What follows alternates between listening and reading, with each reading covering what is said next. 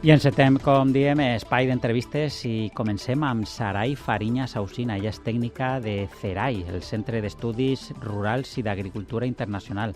Bona vesprada, Saray. Molt bona vesprada. Moltes gràcies per donar-nos pas. Gràcies a tu per sumar-te al programa. Conta'ns, quins han sigut els efectes de la dana en els cultius ecològics, si teniu dades? Pues mira, actualment el CAE, que és el Comitè d'Agricultura Ecològica, encara està fent balanç de la situació i no hi ha dades fiables. Es parlava de que en total, no sols ecològics, hi havia uns 47.000 ramaders i llauradors afectats, però tinguem en compte que aquestes dades poden ser dades de parcel·les que tenen igual contractat una assegurança, cosa que igual en xicotetes parcel·les familiars no es dona. Aleshores no n'hi ha encara dades fiables, és molt pronte, ara estan fent encara un balanç, però sí que us puc dir que, per exemple, en Horta Cuina, que és ara explicarem en què consisteix el programa, de 16 productors i productores estan afectats un 50%, la meitat, amb pèrdues a 3 nivells, bàsicament, maquinària, producció i magatzems inundats amb productes dins. I conta'ns, que ho acabes de dir, que tenim curiositat, què és Horta Cuina i com va sorgir? Pues mira, Horta Cuina és un programa dirigit a fer possible una alimentació basada en la nostra agricultura, incorporant productes ecològics, frescos i locals en els menús dels centres escolars i de la restauració col·lectiva, però principalment en els menjadors escolars. I CERAI treballava ja fa molts anys en projectes d'educació per millorar aquests menús escolars, amb producte ecològic, però ens donàvem compte de que el sector productiu no estava encara organitzat per a cobrir una demanda de la restauració col·lectiva. Em referisc a una demanda directa, no? Des dels productors a la taula del menjador sense intermediaris.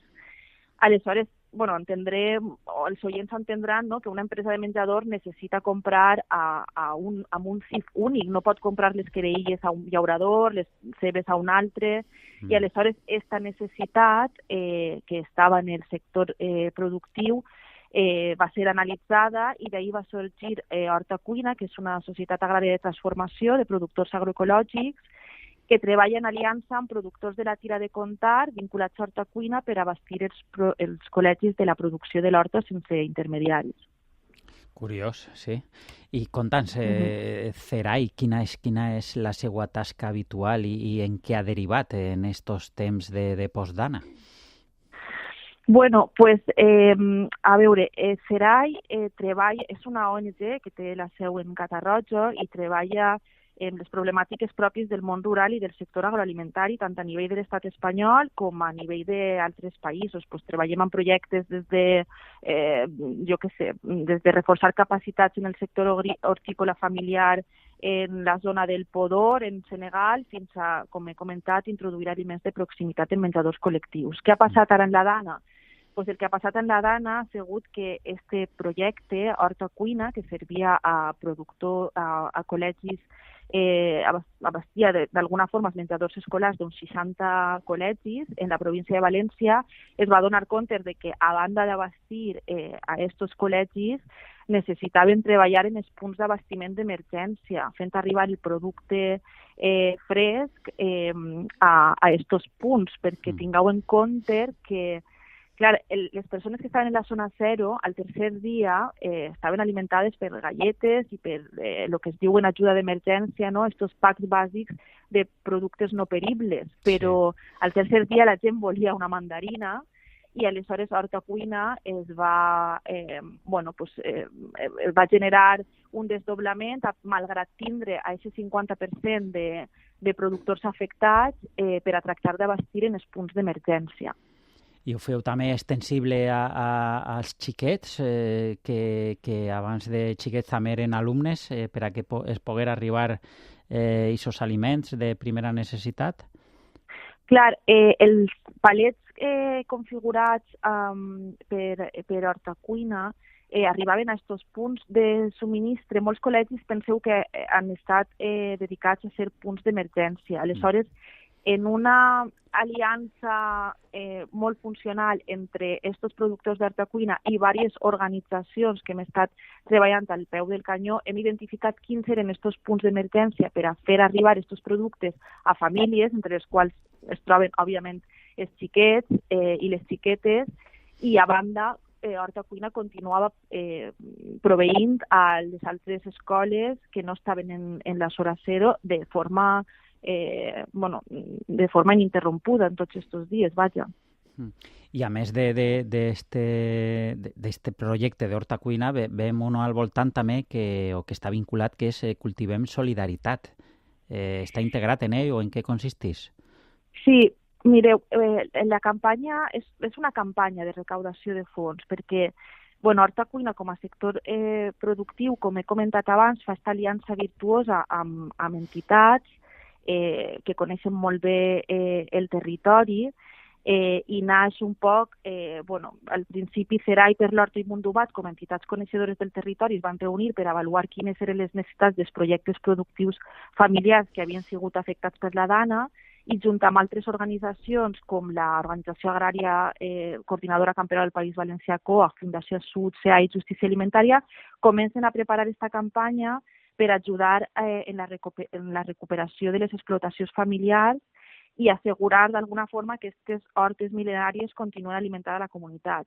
I per una banda, aquesta campanya el que pretén és recaudar fons per a abastir aquests punts que he comentat d'entrega, i per una altra banda té una missió que va més enllà, que és proveir aquests projectes productius familiars que moltes vegades careixen d'assegurances, perquè Agroseguro, en aquest tipus d'explotacions tan xicotetes no cobrís, doncs pretén la campanya cobrir d'alguna forma aquestes necessitats d'aquests projectes xicotets, des de suplir maquinària fins a tornar a comprar plantons per a tornar a cultivar i totes les necessitats logístiques que puguen tindre aquests xicotes projectes i que ara mateix es veuen en una situació d'absoluta necessitat. No? I Sarai, com va aquesta campanya? Com està funcionant la recaptació? I com podem adherir?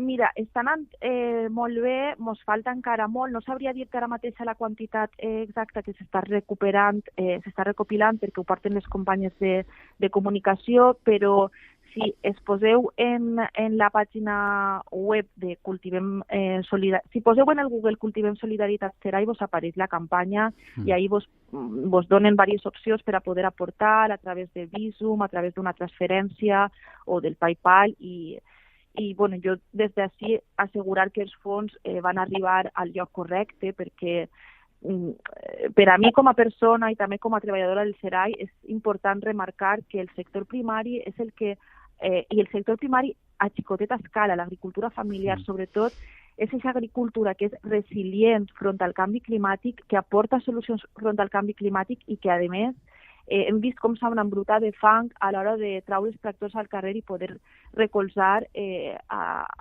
aquests pobles que s'han vist greument afectats per la Dana. Aleshores, crec que els diners van a bon recaudo, que van a parar a les persones que cuiden del nostre territori, que cuiden de la nostra salut i que cuiden del nostre planeta.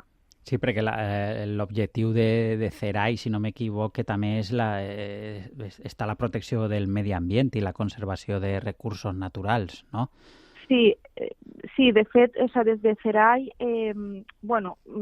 una de les missions que tenim, o des de la seva existència, és protegir aquest medi ambient a través de sistemes alimentaris resilients, i en este cas la sobirania alimentària d'alguna forma és la manera de practicar l'agricultura que més ajuda a protegir aquest medi ambient.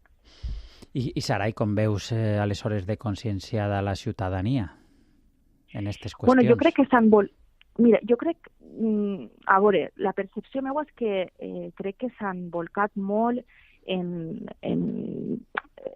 totes les campanyes de recaudació de fons, no? O sigui, la solidaritat ha estat en la primera línia de tots els plans dels periòdics des del primer dia, i això crec que és algo que s'ha de posar en valor. Però jo voldria fer una reflexió, perquè la ciutadania està conscienciada, però crec que tenim que posar tenim en el curt mig plaç 2 punts bàsics, no? Necessitem que com a consumidors i consumidores mirem com podem recolzar aquests productors més enllà de la dana. Ara s'acabarà la dana, deixarà de ser notícia en els periòdics, però quan jo torni a anar a comprar, quins productes vull comprar per recolzar aquests projectes productius familiars, no? Esa és un poc la lliçó que hem après de diverses catàstrofes, malauradament, com va passar també en la Covid-19, quan els lineals dels supermercats estaven buits de molts productes perquè les cadenes de subministres s'havien tallat. Aquelles persones que estaven ahí al peu del canó eren sempre els productors familiars. Jo sempre ho conte, a mi no m'ha faltat mai un aliment agrícola per menjar-me la boca perquè jo tenia el meu propi productor, perquè tenim la sort de que al País Valencià hi ha molts productors que treballen en l'agricultura familiar i van ser ells els que ens van salvar moltes voltes d'este caos de lineals buits en els supermercats. I ara sobretot per aquesta també producció de proximitat, no? Entenc, no? Correcte.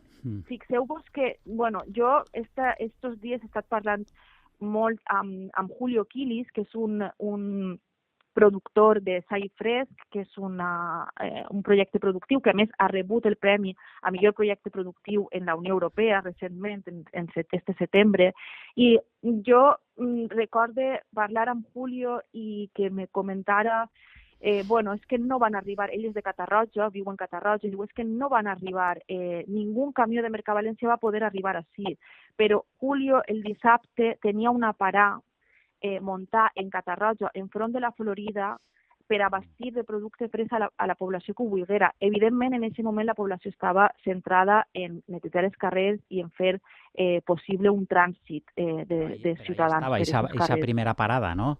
Presta i disposada. Exacte. Sí. Aleshores, els productors primaris de proximitat tenien a l'abast, els que havien pogut salvar les collites tenien a l'abast d'aquests productes frescos, i crec que això sí que és molt, bueno, s'ha de remarcar perquè al final l'agricultura de proximitat és la que acaba salvant-nos de tot, no? I crec que això, bueno, és algo que m'agradaria que les persones podien quedar en aquesta idea. Gràcies, Sarai Fariñas Ausina, ella és tècnica de Serai.